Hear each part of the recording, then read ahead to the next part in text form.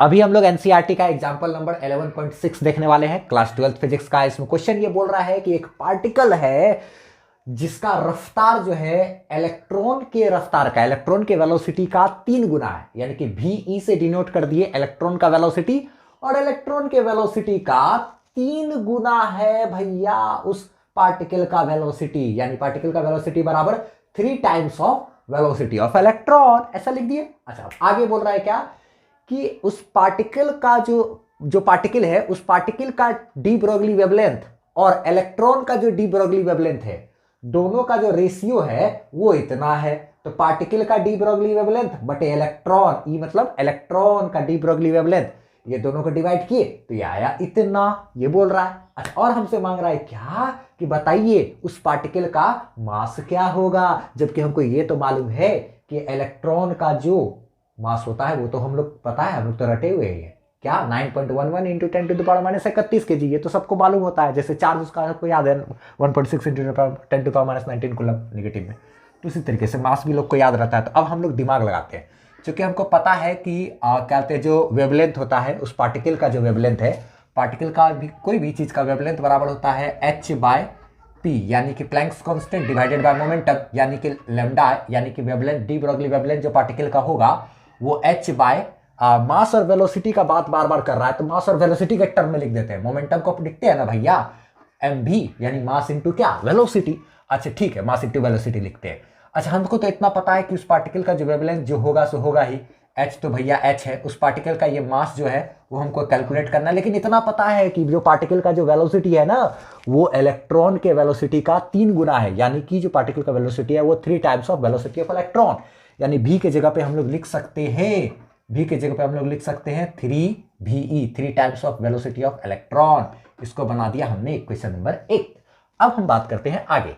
हम लोग जानते हैं, क्या जानते हैं यार, क्या जानते हैं, अब हम लोग इलेक्ट्रॉन के लिए ही डी ब्रोगली वेवलेंथ का इक्वेशन लिख सकते हैं ना। इलेक्ट्रॉन के लिए ही क्या लिखेंगे, चूंकि प्लैंक्स कांस्टेंट तो भैया प्लैंक से कांस्टेंट है, लेकिन मोमेंटम हमको अब किसका लिखना है, इलेक्ट्रॉन का मोमेंटम। तो अच्छा ठीक है, ये बराबर h बाय मोमेंटम बराबर फॉर्मूला क्या होता है, मास इंटू वेलोसिटी, यानी कि मास of electron into velocity of क्या, इलेक्ट्रॉन। इसको मान लिए हम लोग इक्वेशन नंबर क्या, 2।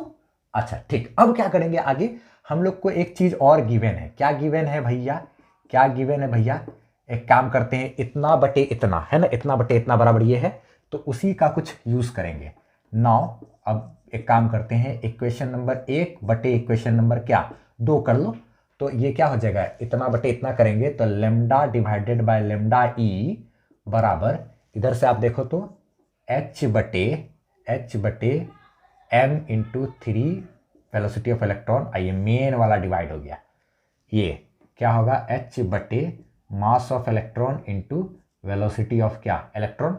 तब एक काम करते हैं, तो लेमडा बटे lambda e is equal to, ये क्या हो जाएगा h डिवाइडेड बाय, ये मेन डिवाइड है, h है, ये टोटल इसके नीचे आ जाएगा और ये नीचे से ऊपर चला जाएगा ना, h divided bye m into 3VE। ये सब नहीं समझ में आता है अभी के 12th में भी कि कौन नीचे कौन ऊपर, तो फिर क्या कहते हैं, अपना सीनियर लोग से किसी से सलाह लिया जाए, सब चीज़ तो बहुत गलत बात है।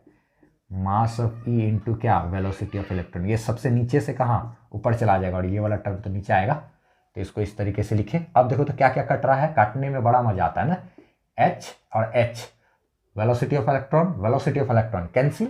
अच्छा, यहाँ ये है, तो यानी कि हम लोग के पास क्या क्या हुआ भैया, लेमडा बटे लेमडा ई बराबर मास of electron divided by 3 times of mass of particle, 3 times of mass of क्या, पार्टिकल। तो हमको तो ये तो चाहिए। अच्छा ठीक है, तो लेमडा हम लोग जरा सा निकाल लें क्या क्या चीज़ होगा, तो लेमडा बटे लेमडा ई का जो वैल्यू है वो है हमारे पास 1.813 इंटू 10 टू द पावर क्या -4 is equal to mass of electron पता है 9.11 इंटू 10 टू द पावर क्या -31 kg, बटे में 3 को वैसे छोड़ो, ये m को हमको तो निकालना ही है, ठीक है। तो अब इस 3 को इधर भेज देते हैं गुना में, तो ये 3 इधर आके गुना हो जाएगा, ये 3 भैया इससे गुना होगा ना, तो 3 जब इससे गुना होगा तो ये कितना हो जाएगा, ये हो जाएगा 3 को हम इससे गुना कर देते हैं तो ये हो जाएगा 18 तिया 54 ना, यानी कि 5.4 और 13 तिया 39 और 18 तिया 54, वो 54 और 39, ठीक है भैया।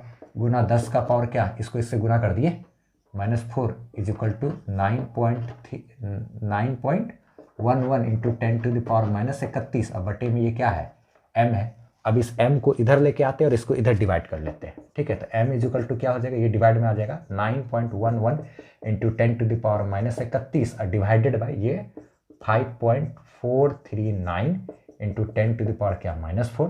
तो m इज इक्वल टू, एक काम करते हैं, इसको जब इससे डिवाइड करेंगे तो इतना बटे इतना करेंगे तो ये आ जाएगा 1.6749। अच्छा, गुना में ये 10 का पावर -31 वैसे छोड़ दिए और इसको नीचे से ऊपर लेकर के जाएंगे तो ये हो जाएगा क्या, 10 का पावर +4 ना। तो m बराबर, इसको भी जरा सा कहते हैं राउंड ऑफ वगैरह चाहे तो कर सकते हैं, 1.67 कहते हैं। और ये 4 को हम लोग क्या एक अंक बढ़ा सकते हैं, 5 लिख सकते हैं, इंटू 10 टू द पावर, ये बेस से में पावर ऐड होगा तो ये होगा -27। ये को जोड़ेंगे तो -31 + 4 हो गया क्या, इतना kg। ये जो क्या कहते हैं मास है ना, ये हमको ऐसे देखने में तो लगभग प्रोटॉन के जैसा दिख रहा है।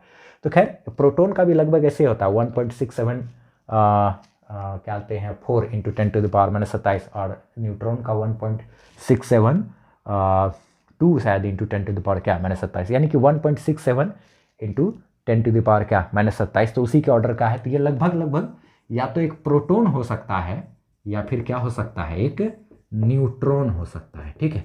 लेकिन उनको ज़्यादा चांसेस लगता है प्रोटॉन का, प्रोटॉन ही ज़्यादा भारी होता है, 1.674 होता है शायद। और न्यूट्रॉन पावर -27 तो प्रोटॉन और न्यूट्रॉन दोनों में होता है, लेकिन प्रोटॉन का साथ ज़्यादा होता है, ठीक है। तो ठीक है, चलो कोई नहीं, क्या कहते हैं ये मास जो है उस पार्टिकल का हमारा निकल गया क्या, ये, ठीक है। स्क्रीनशॉट ले लो, वीडियो पसंद है तो वीडियो को लाइक ठोको और बाय।